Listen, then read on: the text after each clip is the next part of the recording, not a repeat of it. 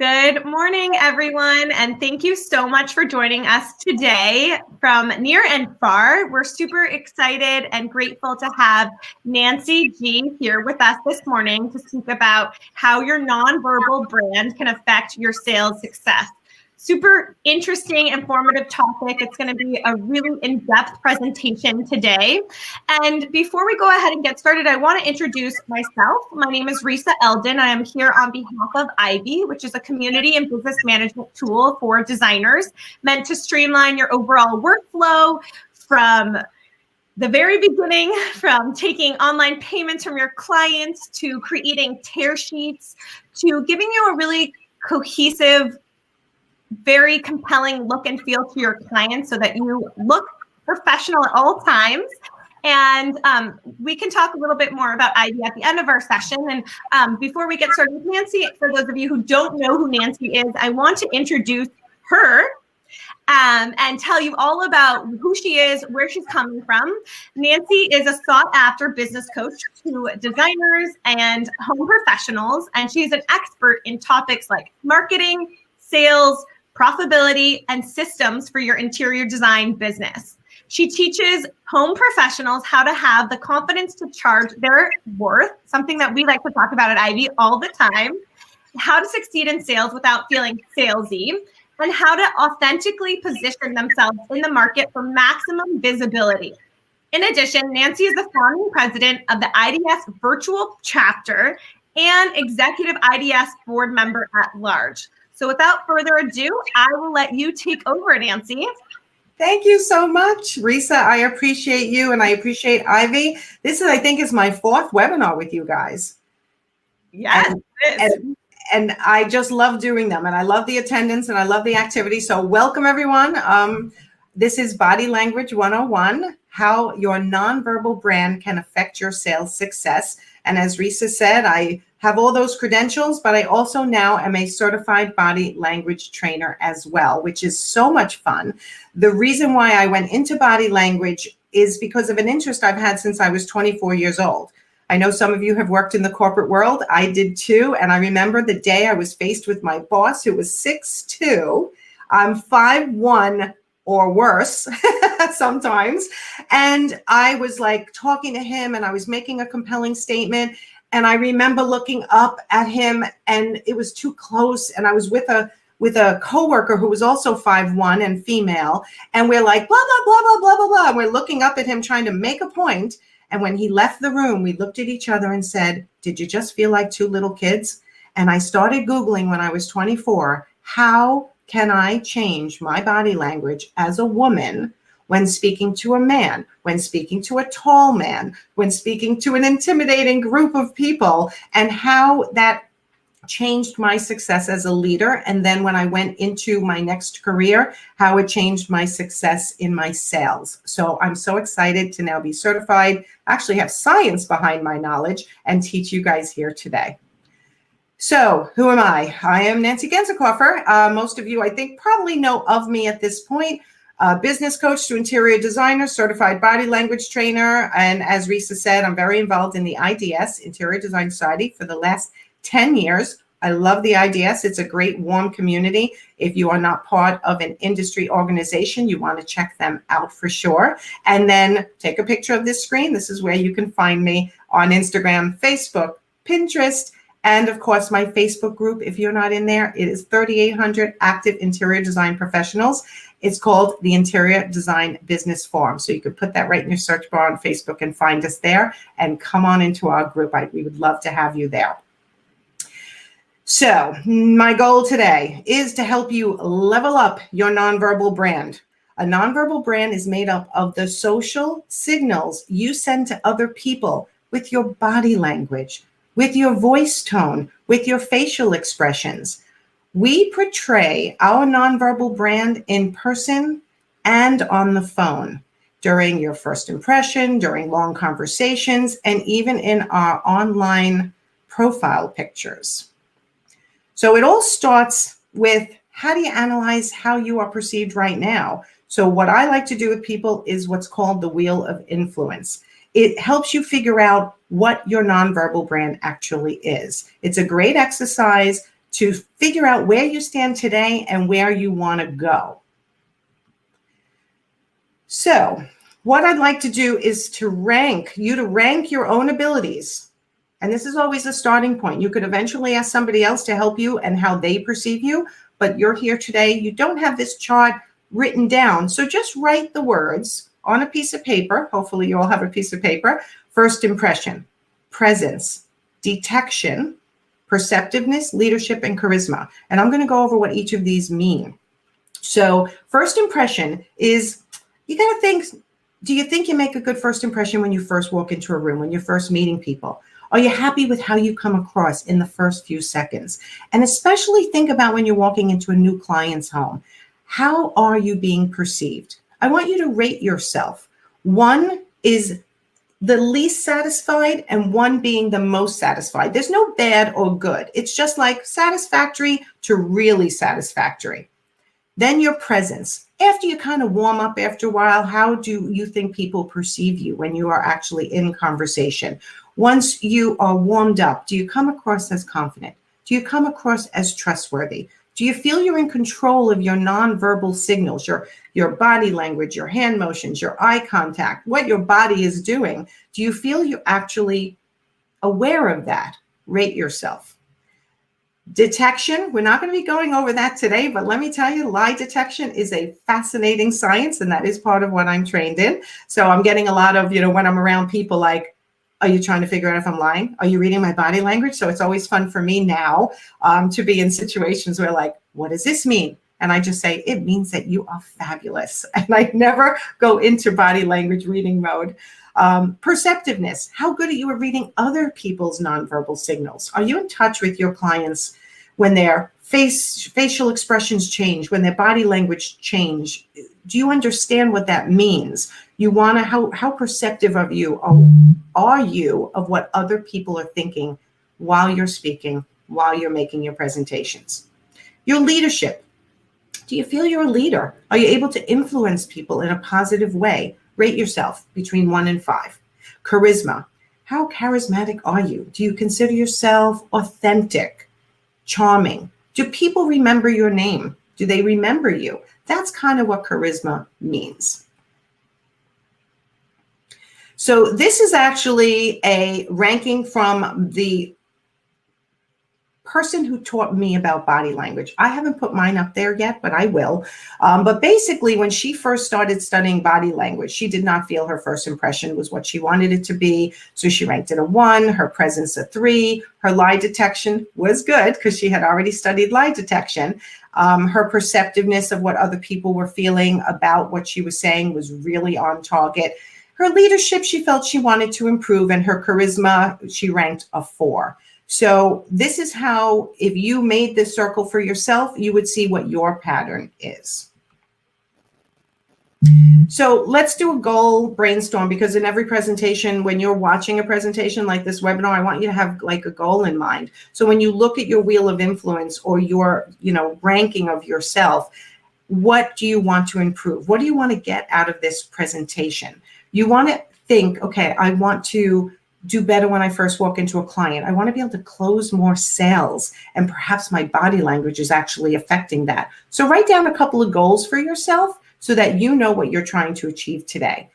For me personally, as a body language trainer, my goal was to get a full circle of 5s, and that's always the goal. In any interaction, you want to be that full circle of 5. You also want to write down goals that are actionable and applicable to what you do and what you're struggling with. And of course, I added this, you want to increase your closing rate. That's what I want for you today.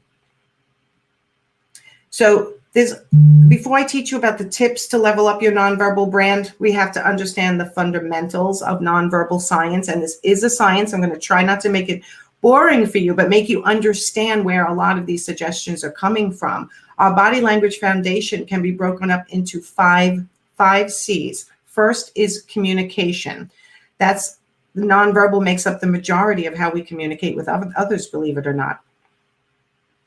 Learning nonverbal behavior unlocks more potential in you. The problem is we tend to focus on our words all the time. Or what are we going to say, and how are we going to say it, and how are we going to explain everything to a client?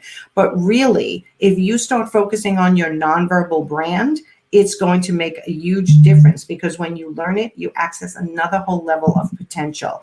It's really like a superpower. I'll tell you one story, which I was going to bring up later, but I feel like it makes sense now. I had an interior designer. I don't know if she's on here today, but I had taught her in one of our one-on-one sessions about just the power gaze. And the power gaze, which we're going to go over later, is related to your eye contact. She had a client who would not close. Have you ever had that? A client who just won't close? They just keep pending. I'm not sure. I have to talk to my husband. I have to this. I have to that. She had gone back to this client to answer further questions a couple of times. I said to her, she said, I'm going back one more time. I said, okay, this time I'm going to teach you how to power gaze. And I taught her how to power gaze. She came running up to me at the IDS National Conference in California 2 weeks ago. And she's like, I had to tell you in person, the lesson you gave me in body language changed everything. She closed immediately when I started using what you taught me. And I was like, oh my God, that's fantastic. So that's one of those really positive stories, but it really does make a difference. So pay attention.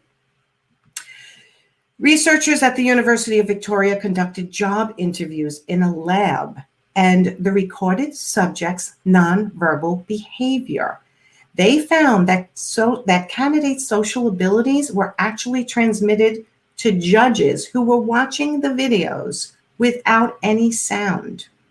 They actually were able to figure out, without any hearing the person's answers to the questions that the interviewer was asking, and they were answering, they were able to figure out who was hired just by watching their body language. So isn't that interesting? Imagine if your body language actually has that much influence on closing a client in the future. So how do we communicate non-verbally? Can you guys guess some of the ways? Type it in the chat. What are some of the things that you think you communicate non-verbally? It's in your posture. Now I'm going to sit up taller. It's in your smiles. It's in your object manipulation, right? If you are actually somebody who fidgets a lot and has something in your hands, stop doing that, because that could be encoding on someone that you're nervous. Your gestures, your self-manipulation, that's twirling your hair. Some people do that, rubbing their arms. Are you guessing some of these? How much time do you talk? Sometimes you talk too much at a consultation. You want to actually cut that back and be a better listener. Your physical appearance, your facial cues. What is your face actually saying? I'm trained in micro-expressions. Again, we can't go over everything today, but I can actually determine from somebody's facial expressions what they're really thinking. How you dress, how your age. Unfortunately, sorry guys, that's part of your nonverbal brand, and your gender.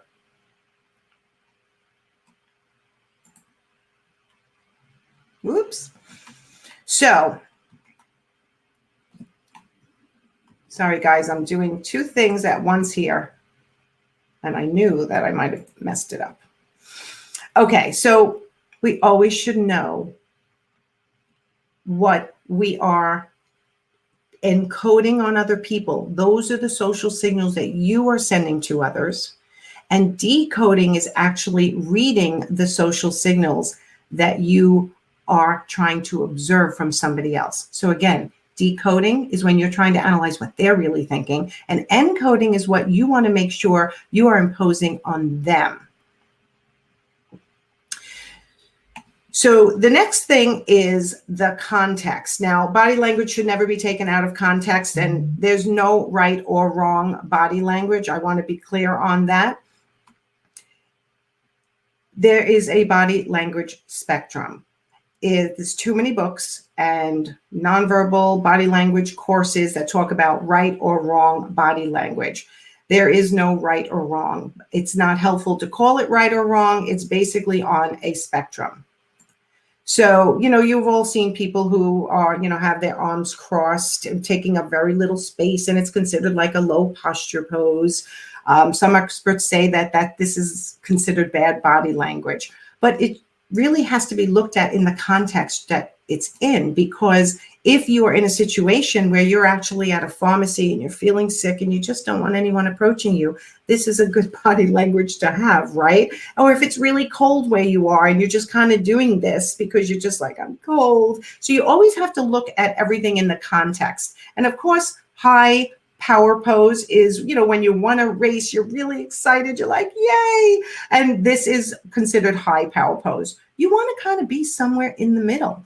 You want to have control and purpose and balance to your body language. You want to be somewhere in between. You don't want to be caught where you're not paying attention to what your body language is actually doing. So this is an exercise, and I know you're all thinking, what does your body do when you're making a presentation to a client? How can you increase your sales?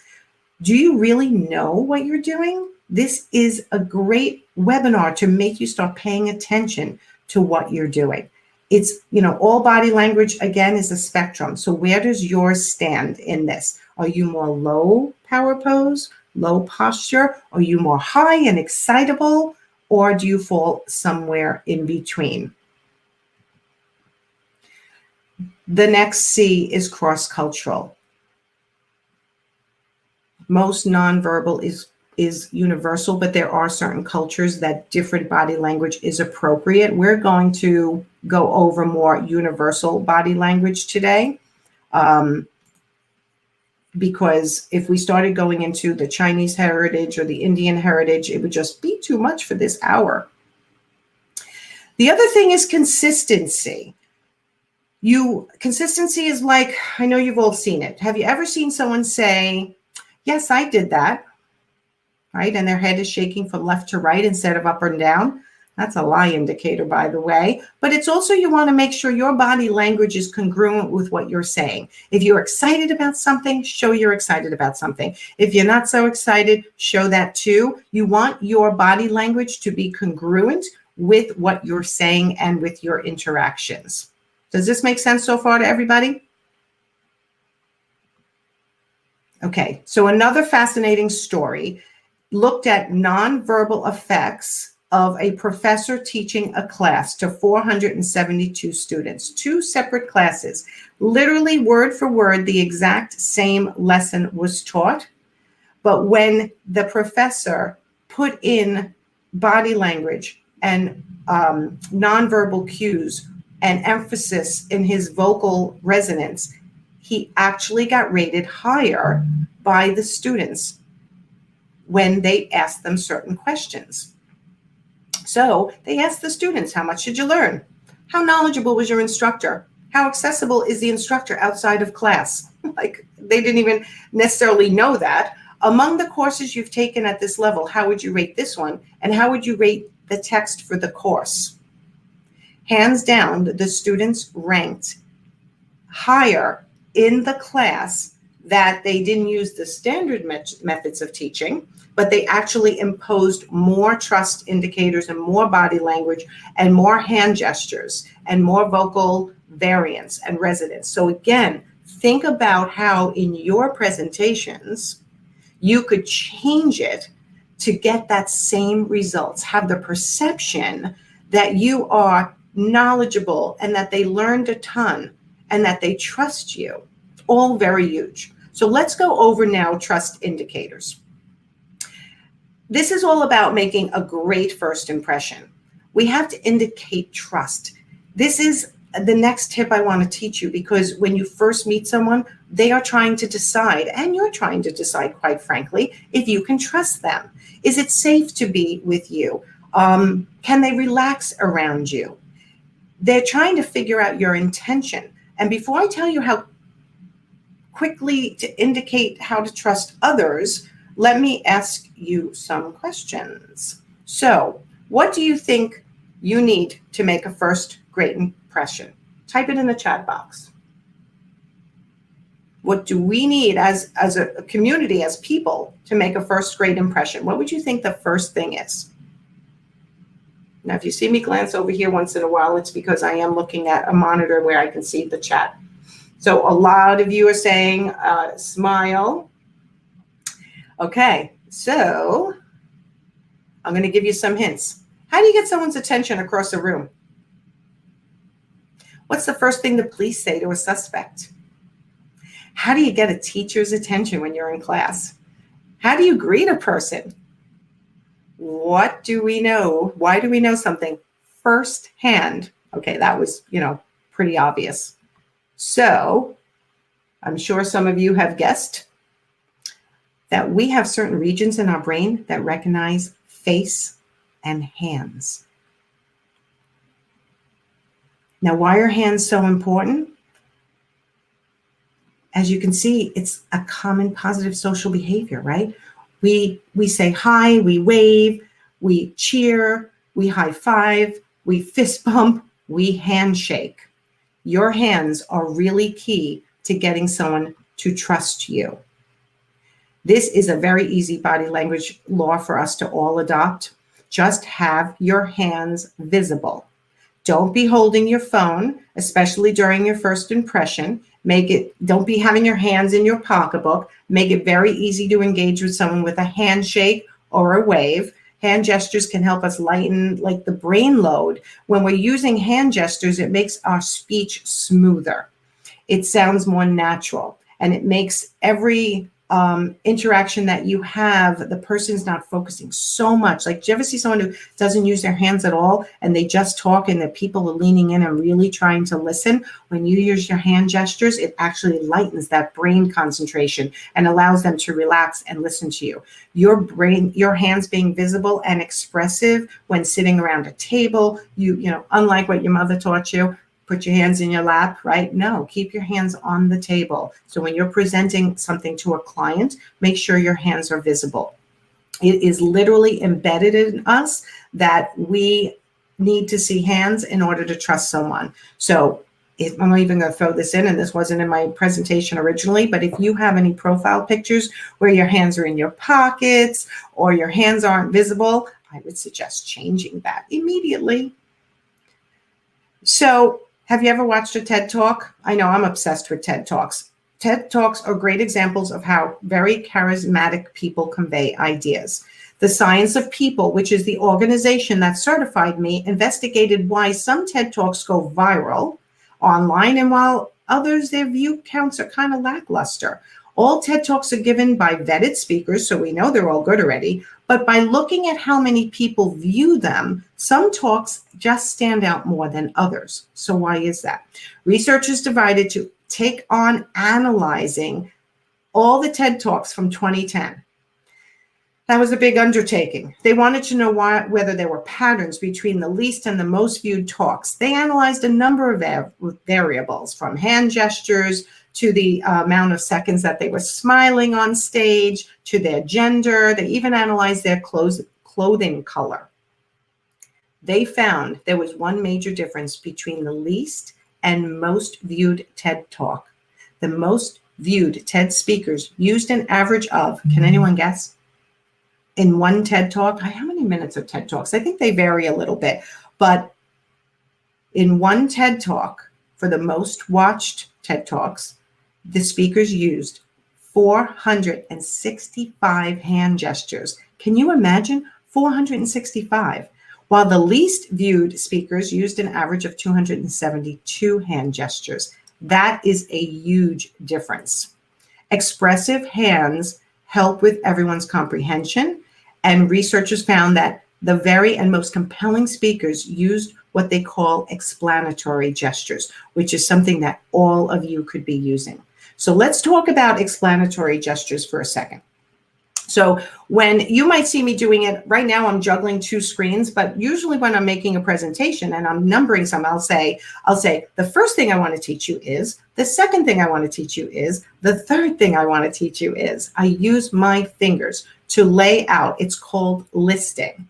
When you're doing a level, let's say you're talking about with a client, good, better, best in their furniture selections. Would you consider yourself a consumer that likes good, better, or best furnishings. And here's the price points that can go along with those things. That hand gestures allows people to, it helps them remember what you're saying. It helps them understand and comprehend. And it also will help you be trusted more. Hands matter is what I'm trying to tell you here. Again, small or big.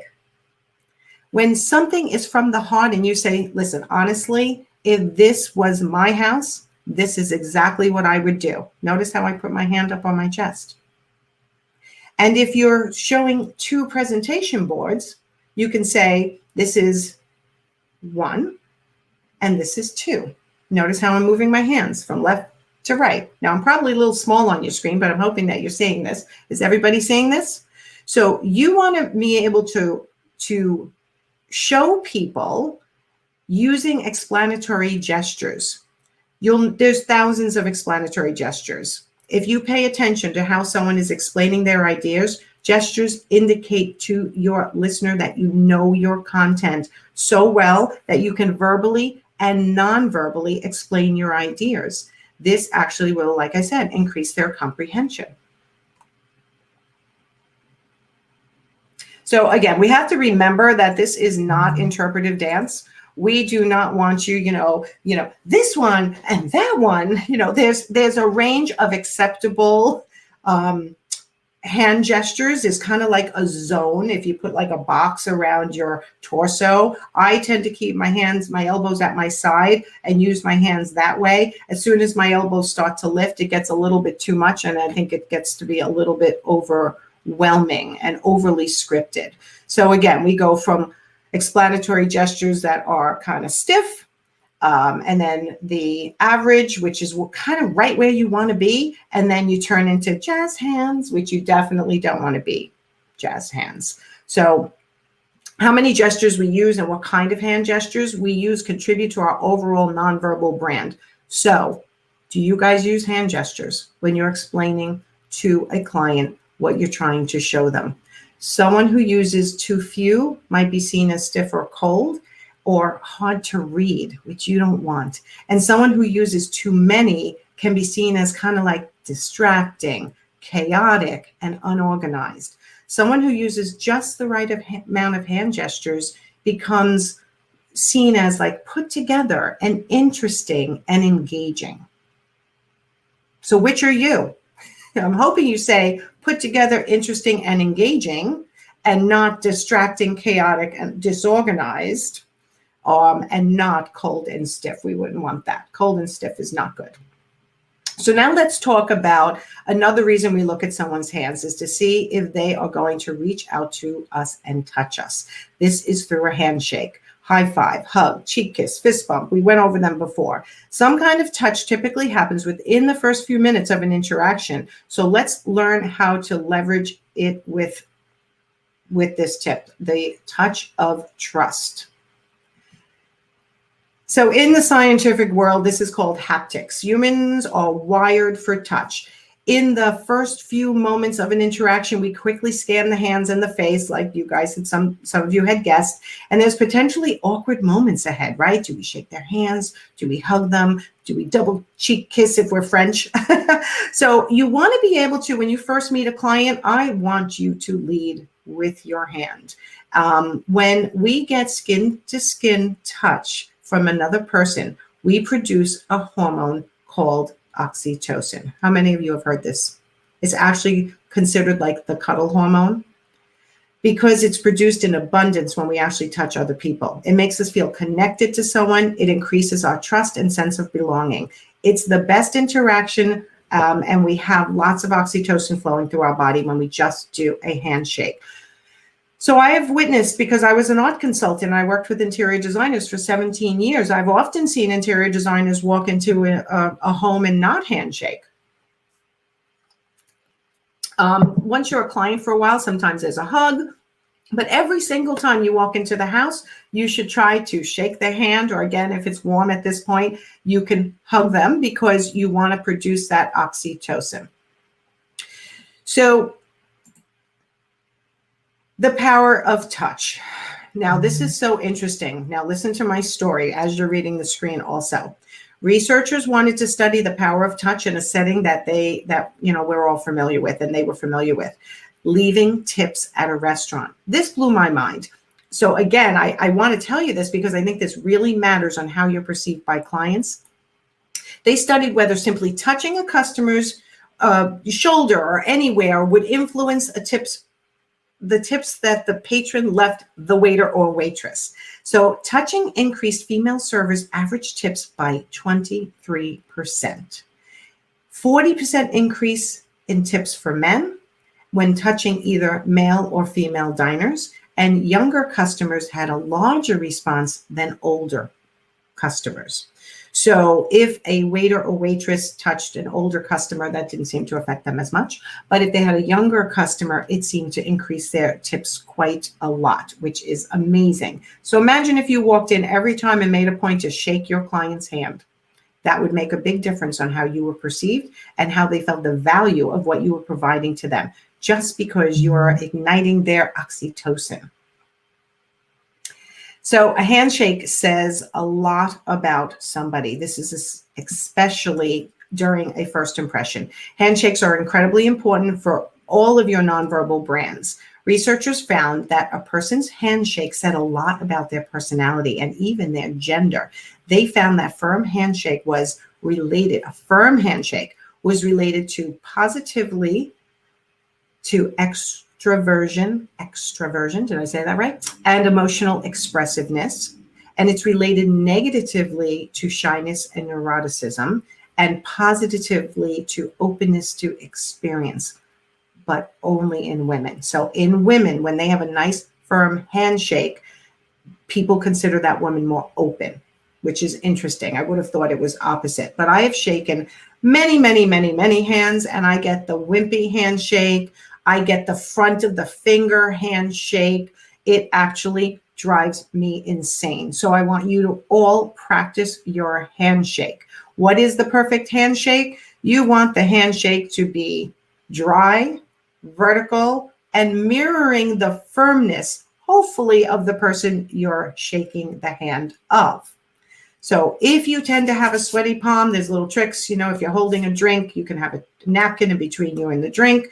If you tend to have sweaty palms, definitely have a napkin handy or a handkerchief handy that you can put your hand in your pocketbook or in your pocket, quickly dry off when you shake a hand.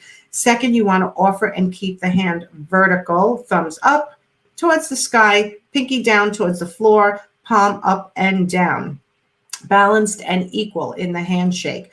Third, you want to try to match the other person's firmness. Firmness is the hardest one to get right. You want to show someone you're meeting them where they are at. You never want to over squeeze or under squeeze. Ideally, squeeze someone's hand until you feel you are both of equal firmness. Now, it's very hard to do if you have someone who has a wimpy handshake, but you have to do your best. And it's more the awareness I want to make sure that we're on target teaching you. Okay, so now this is the fun part. Let's talk about purposeful gazing, right? I told you that story before about that designer who closed the deal just because I told her to change the way she was gazing at someone. At least she felt that was the reason, which made me happy. Most people know that eye contact is important in any interaction, but many people do not know why or how to do it in the most powerful way possible. Everyone should make it a priority after today to notice your gaze during interactions, and here's why. There is a chemical, the same one, oxytocin, that is ignited when you're making eye contact with somebody. Now, there's different types of eye contact, and this is what we want to talk about. So, now this is kind of a romantic situation, but I wanted to put that in there. Oxytocin and eye contact are closely linked and are important part of the human bonding. So when you're working with a client, you want to make sure you're looking them in the eye so that you're getting that bonding with them as well. One study even found that mutual gazing, looking at each other, synchronizes activity in certain parts of the brain for people who are interacting with each other. This synchronization is critical to the success of face-to-face interactions. Researchers use scanning technology to look at a brain's activity while participating while participants interacted. And while much attention is paid to what we say out loud, under the surface, we may mutually and unconsciously pick up on social signals from one another when we make eye contact. Eye contact is not just an added bonus to communication. It's a critical part of syncing up with your client and honestly with all your interactions. So if you are someone who averts people's gazes and makes you a little uncomfortable, this is something you really, really want to work on. Now, there's different types of gazing. All eye contact is not created equal. This is one of my favorite things to teach. There are actually 3 different types of gazing. We signal what kind of relationship we want with someone based on where we look on their face. When we first meet someone or speaking with someone or at a meeting or on a date, you look at their face, right? This is what we all do. What we don't consciously realize is that our eyes are making a specific pattern on their face to tell them how we feel about them. Their eyes are doing the same thing to us. When I first learned this, I started looking at how I was looking at people, and I realized that I power gaze almost all the time, which is so interesting to me. There are 3 specific patterns, as you see on the screen, and they change based on the context. So the first is called power gazing. Often alphas, I think that probably is me, leaders and people with high levels of confidence and competence look at the top half of somebody's face. Their eyes bounce between their eyes and their forehead. Their gaze stays very high on the face and usually never drops below eye level. In social situations, that triangle becomes flipped. When people are friendly, want to get along and collaborate, they tend to make a pattern between the eyes, the nose, and the mouth. This is called social gazing. In social settings, the gaze usually is centered in the middle part of the face, right here, right? So eyes, nose, and a little bit of the mouth. The third type of gaze we won't talk a lot about. It's intimate gazing. I think you're all familiar with that. If we want an intimate relationship with someone, we tend to drop our gaze down to their neckline. None of these types of gazing are right or wrong or worst or best, but it's essential for the context and your nonverbal brand goals. So if you're going into a client for the very first time, I want you all to take note of whether you're power gazing. It is going to make you perceived as the leader in the interaction, which is really important for when it comes to closing your sale. I did an exercise in High Point. I had a group of designers. I had them cross the room, meet with somebody they didn't know before. After teaching them power gazing, social gazing, and intimate gazing, I said, now I want you to tell a 1-minute story about your favorite vacation using the power gaze. And I said, go. And I hit the timer. They did their 1 minute. When it was over, I said, now, how do all of you feel? Now, it was all interior designers. And I have to tell you, they were all so uncomfortable because most of you are always social gazing. And when you are in a business interaction with someone and you want to be perceived as the leader, as confident, as competent, smart, you want to power gaze. So I'm going to take a sip of my drink now. Once you get friendlier with them, I totally get it. You're in their homes. The interaction becomes a little more social, but often in my one-on-one and my group coaching, and even comments I get from people who are taking my course, they have a relationship that started out solid and then it goes sour with a client. And when I ask them how friendly they are with the client, they will say, well, we kind of got really almost like friends. And that was part of what started to fall apart for them. Now, that doesn't always happen, but it could happen. So just be aware is what I'm trying to tell you. It's very important. Gaze cues are important for both decoding and encoding. So decoding, again, is when you are trying to figure out how they are looking at you. And encoding, and I got very confused when I was learning this, encoding is what you're trying to impose on them. So you want to see how they are looking at you. Now, if you are in a negotiation for price, which you shouldn't be, but if you're in a negotiation for price, because this is reality, you want to make sure you're power gazing. And if they're power gazing back at you, you want to make sure you're power gazing back. And that does not mean staring at the, in their eyes and being intimidating. It just means hovering at the upper level so they know that you are not caving and that you are confident. This can, like noticing how someone else is looking at you, can also tell you how someone feels about you. If they are power gazing, they want a competent professional relationship. If they are social gazing, they might want to be closer and more open relationship, like a social situation. And obviously, if they're intimate gazing, we know what they want.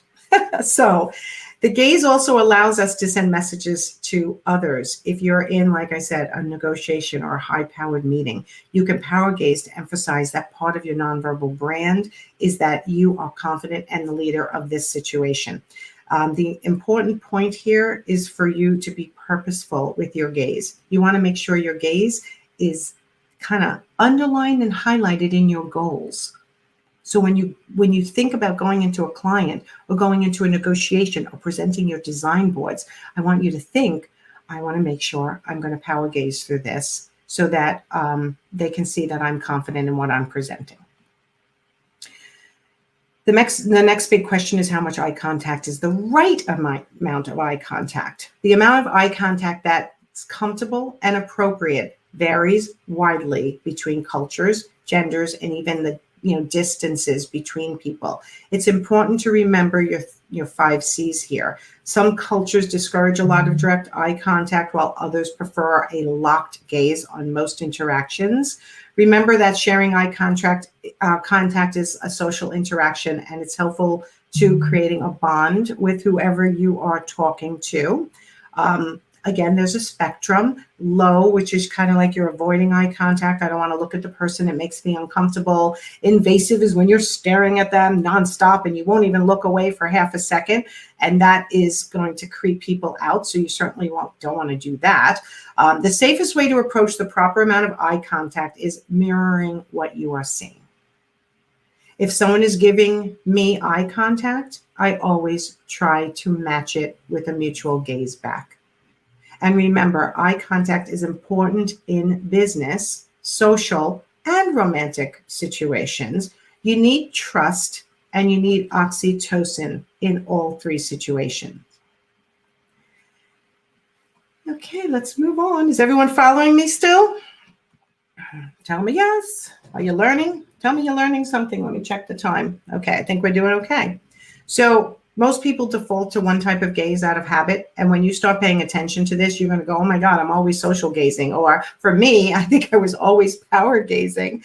So women often default to using social gazing in all situations. This is because women are taught appeasement body language from a very young age.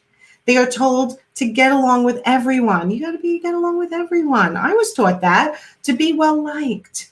Without realizing it, they begin using a gaze to signal warmth all the time.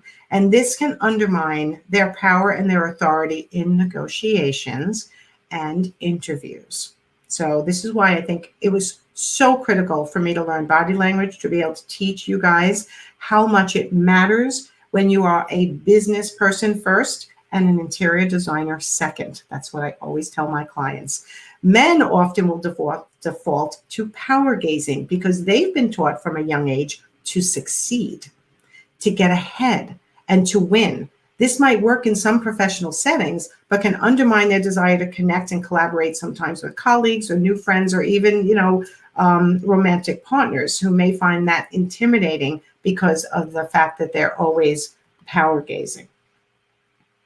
Okay, let's go into talking about vocal power, because nonverbal science also includes your voice. Vocal power is often an overlooked part of nonverbal. Vocal power is all about how we use our words, our tone, our volume, our pace, and our cadence. A confident voice is an essential part of an effective presence and presentation.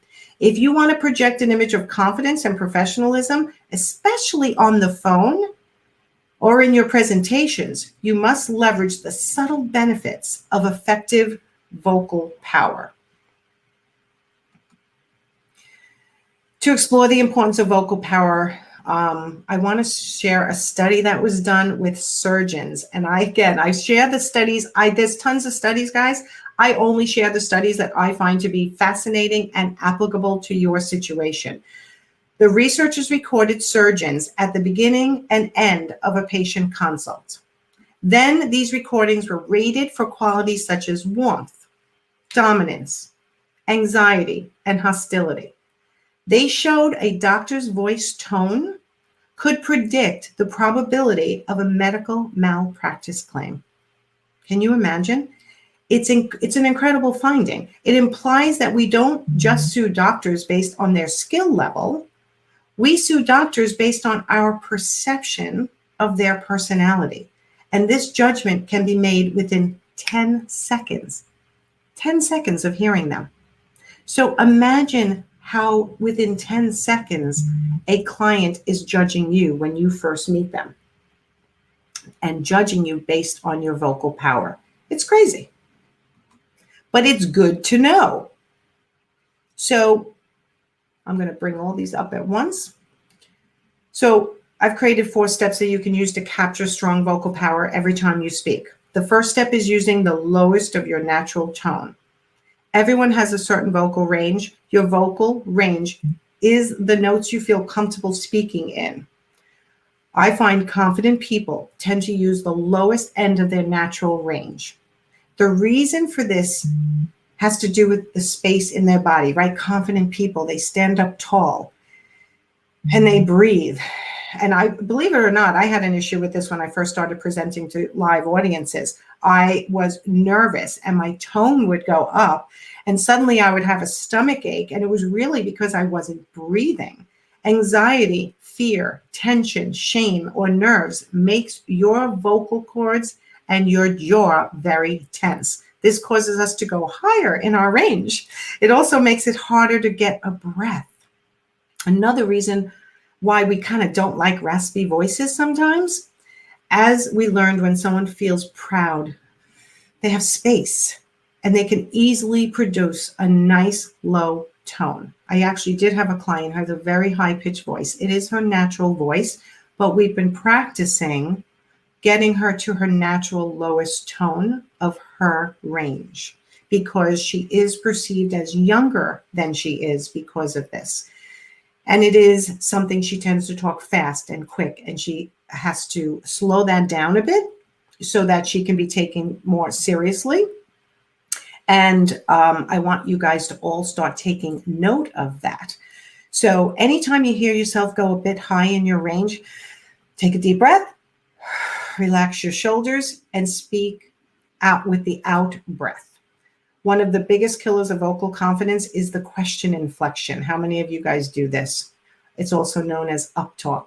The question inflection is when someone goes up at the end of their sentences, as if they are asking a question instead of saying a statement. When you use the question inflection on a statement, it implies you are unsure of what you are saying.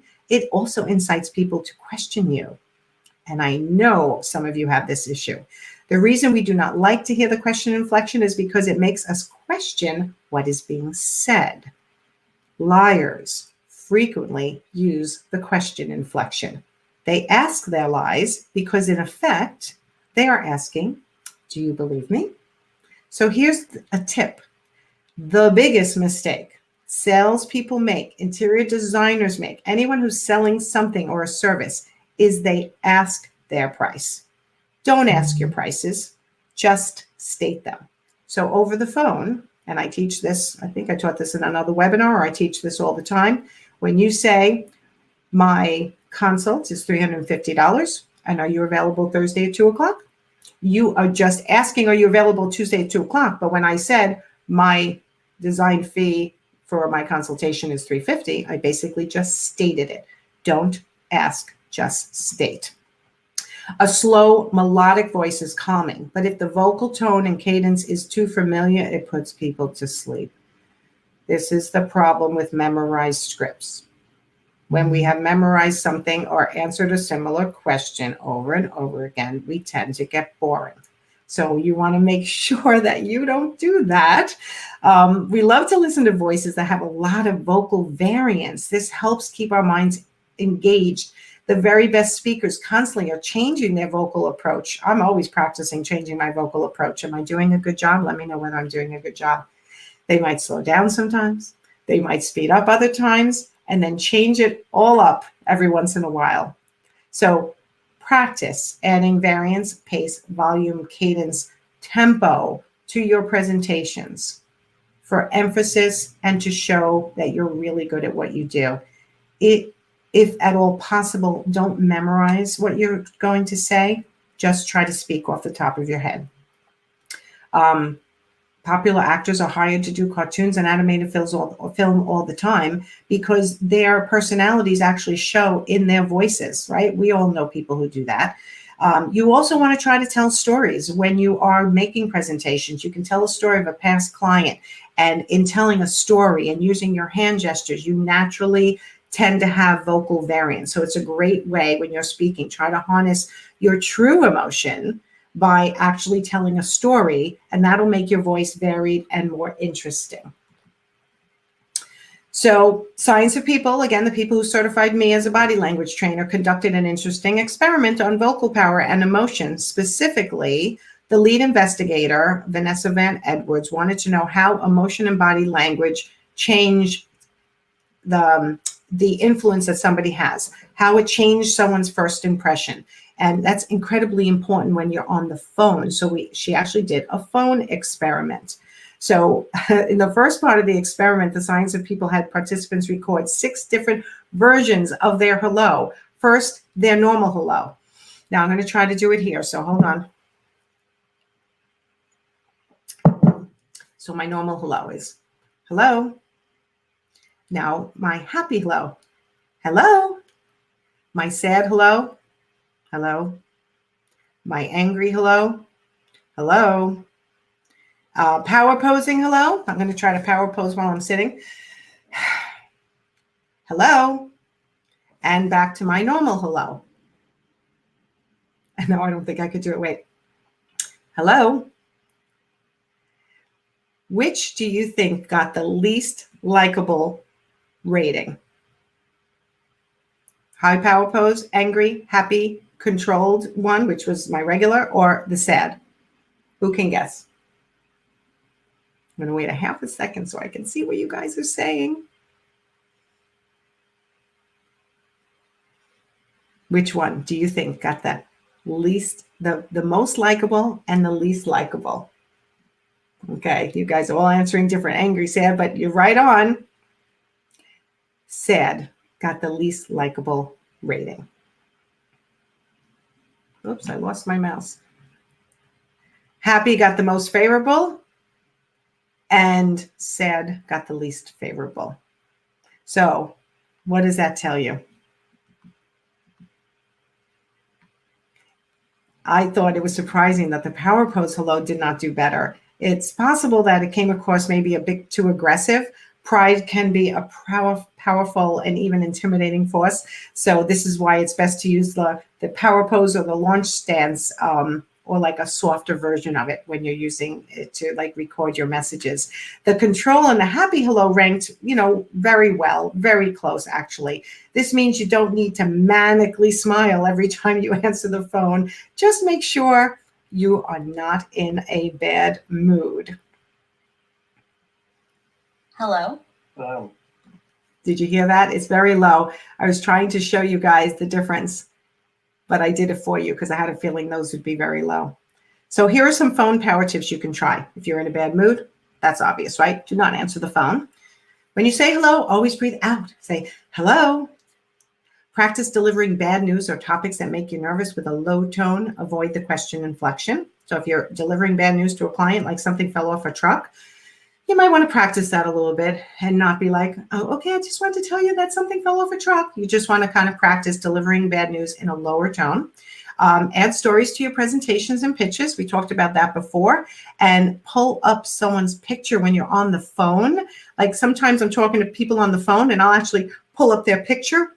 So I'm talking to the picture, and that tends to make me slow down, look in their eyes, and have the cadence and the tone that I want. Little tricks. So in conclusion, working on your body language and your nonverbal brand will positively affect your sales success. Have I convinced you guys yet of this? How being aware of your body language is going to make all the difference in the world. It's as important as what you say, if not more important. So tell me what the most impactful thing, the thing that's resonating in your head the most about what you learned today.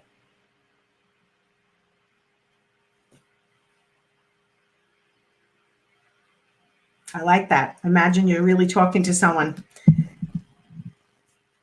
So if you're struggling with, listen, I coach interior designers every single day on just growing their businesses and being more profitable, charging their worth, as Risa said in the beginning, nailing their sales closing conversations and putting their systems in place.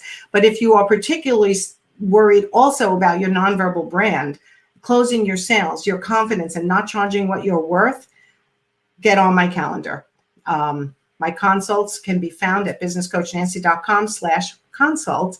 I want to thank Ivy. I think we're coming to a close, Risa. Tell me if I'm on target with my time. You are perfect. And thank you so much, Nancy. I'll stick around for any questions about Ivy. And thank you again for joining us. Thank you. And I want to thank everyone for showing up today. I see a lot of my clients in here. And, thank you for supporting me because, I always get a little nervous too, especially with this many registrants. So thank you, Risa. Thank you, Ivy. Everyone have a great Wednesday. I will talk to you soon. Bye. Bye.